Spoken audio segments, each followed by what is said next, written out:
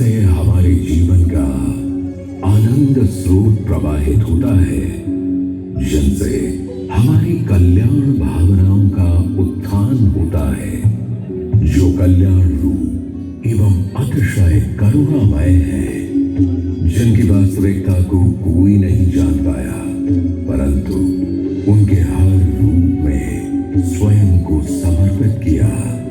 उन अत्यंत शुभ स्वरूप भगवान शिव को हम सादर नमन करते हैं।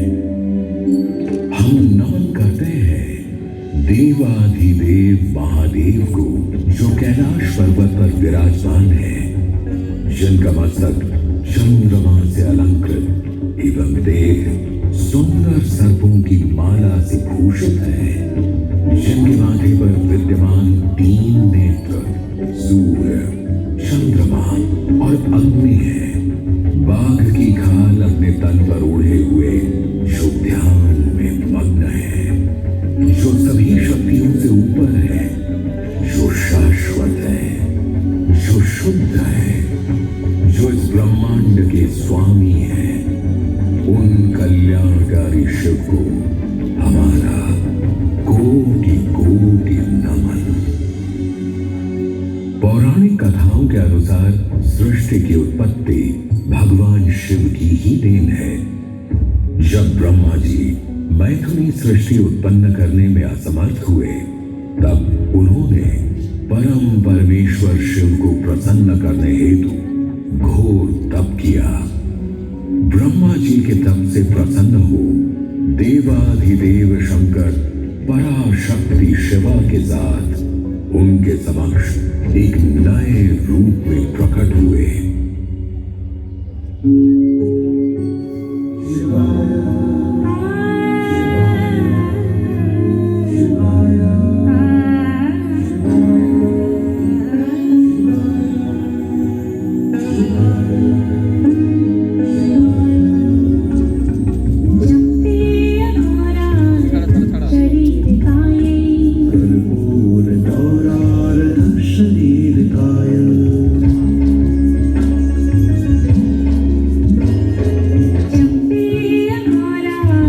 Hello bike number 4।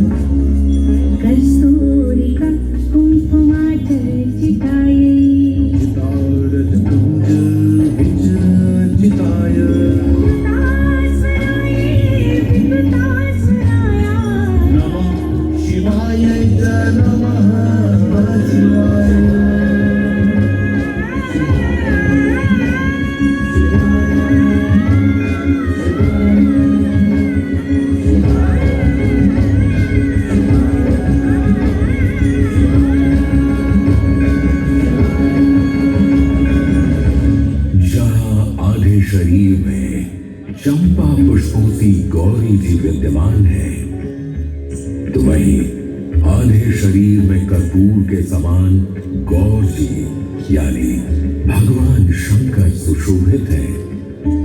जहां एक ओर शंकर जी जटा धारण किए हुए हैं, तो वहीं दूसरी ओर गौरी जी के सुंदर केशपाश सुशोभित हो रहे हैं। शक्ति के साथ शिव का यह रूप अर्धनारीश्वर रूप कहलाता है। अपने इस स्वरूप से भगवान शिव ब्रह्मा जी को प्रजननशील प्राणी के सृजन की प्रेरणा देते हैं और साथ ही यह संदेश भी देते हैं कि स्त्री पुरुष समान है, क्योंकि शक्ति के बिना शिव शिव नहीं है। ब्रह्मा जी के आग्रह पर शक्ति ने उनके पुत्र दक्ष के यहाँ सती के रूप में जन्म लिया। इन्हीं शक्ति रूपी सती का विवाह भगवान शिव से हुआ, परंतु तीनों लोकों में तब हाहाकार मच गया जब प्रजापति दक्ष ने कलकल में एक यज्ञ का आयोजन किया।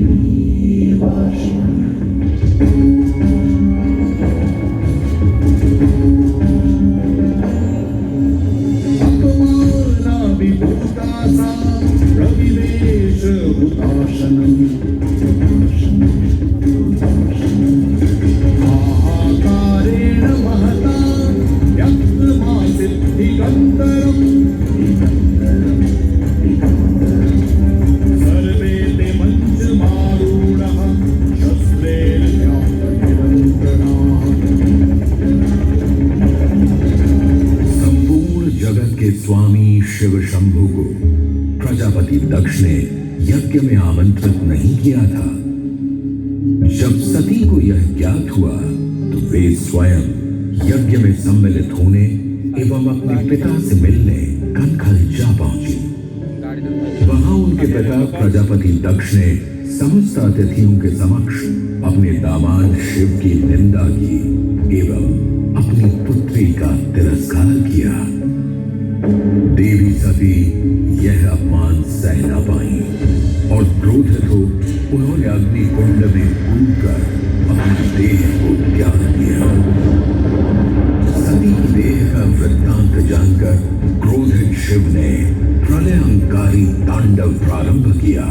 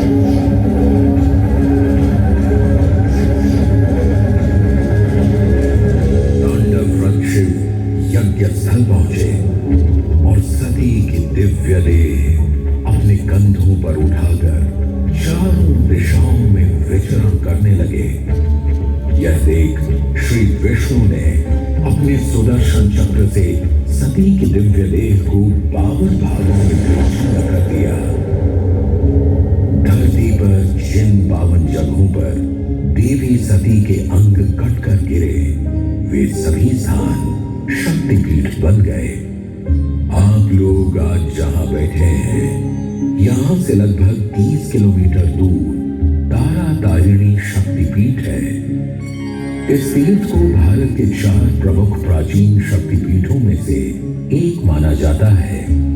इसके अलावा ओडिशा में 2 और शक्तिपीठ भी हैं। जाजपुर में स्थापित बिरजा शक्तिपीठ, जहां आज भी देवी दुर्गा को मां बिरजा के रूप में पूजा जाता है, तो वहीं दूसरी ओर भगवान जगन्नाथ के मंदिर परिसर में शक्तिपीठ के रूप में मां विमला मंदिर मौजूद है। चाहे देवी सती की दिव्य देह शक्तिपीठ बनकर पृथ्वी पर समा गई हो, लेकिन शिव को शक्ति से कौन अलग कर सकता है। मान्यता है कि देवी सती ने राजा हिमवाल और मैनावती की पुत्री बन पार्वती के रूप में दोबारा जन्म लिया और एक बार फिर भगवान शिव से विवाह किया।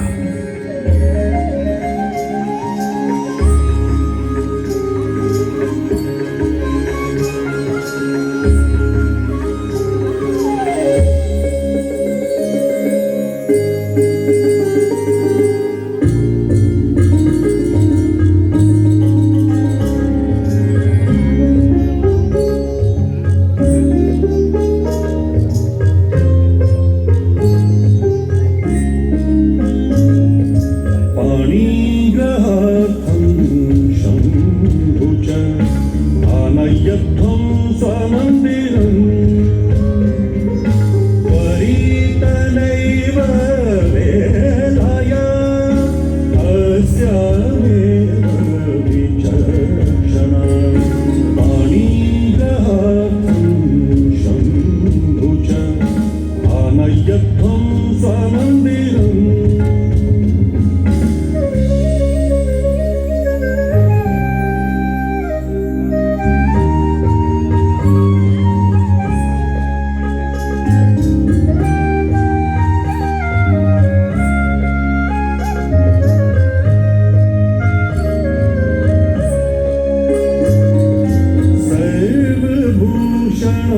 सम्पन्नो देवदेवो महेश्वरः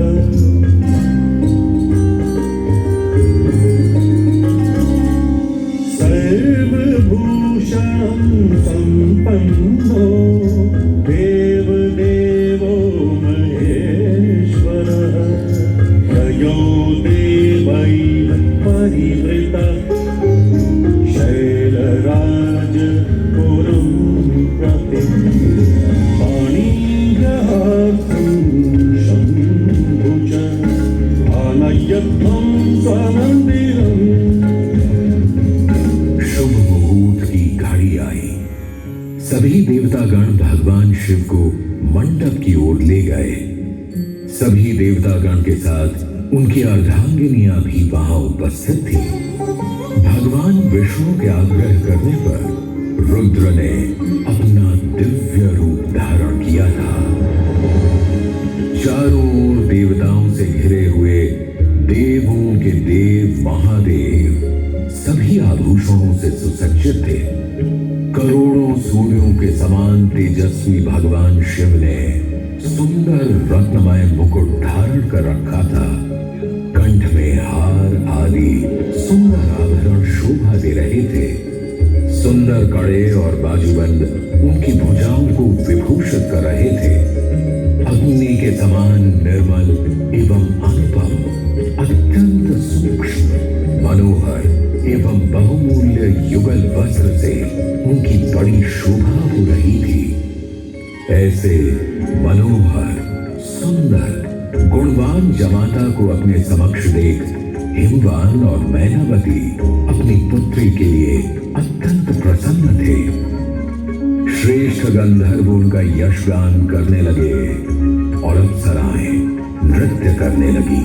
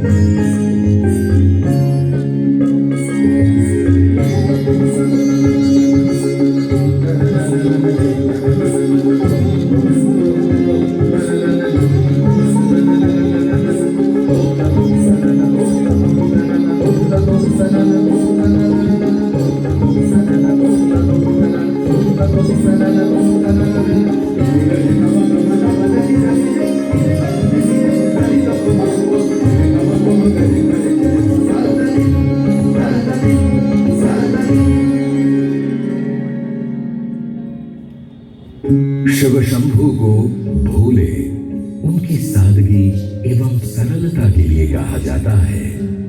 उनके लिए सभी भक्त एक समान है, फिर चाहे वे देवता हो या राक्षस। जहां रावण ने घोर तपस्या कर भगवान शिव से अनेक वरदान प्राप्त किए, तो वहीं उसी अहंकारी रावण का सर्वनाश करने हेतु श्री राम की आराधना को भी शिव ने स्वीकार किया। श्री राम ने शिव की पूजा अर्चना हेतु अनेक स्थानों पर शिवलिंग की स्थापना की, जिनमें से एक प्रमुख ज्योतिर्लिंग रामेश्वरम में स्थापित है। शिव की कृपा से इस ज्योतिर्लिंग का नाम श्री राम के ही नाम से शुरू होता है। रामेश्वरम हो या रामलिंगेश्वर, इनमें श्री राम और देवाधिदेव महादेव दोनों का वास होता है। यह रामलिंगेश्वर उद्यान श्री राम के साथ महादेव की भी असीम कृपा विद्यमान है। हम सदैव तीनों लोकों के स्वामी भगवान शिव को सादर नमन करते हैं और गोस्वामी तुलसीदास जी द्वारा निर्मित स्तोत्र से उनकी वंदना करते हैं।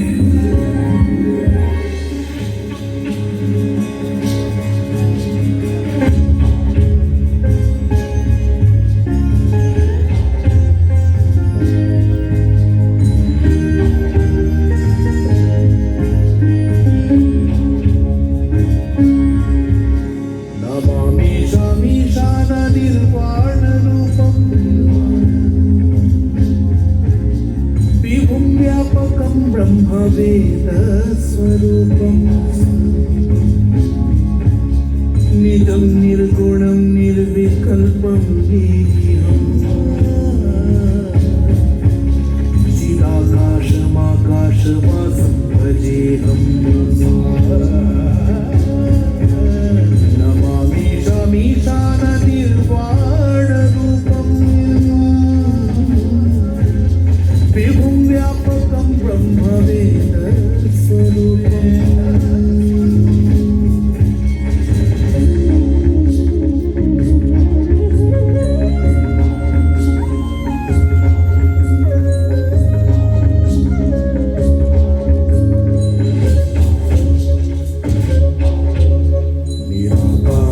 निराकारमोङ्कारमूलं तुरीयम् गिराज्ञानगोदीतदेशं गिरीशं करालं महाकालकालं कृपालम्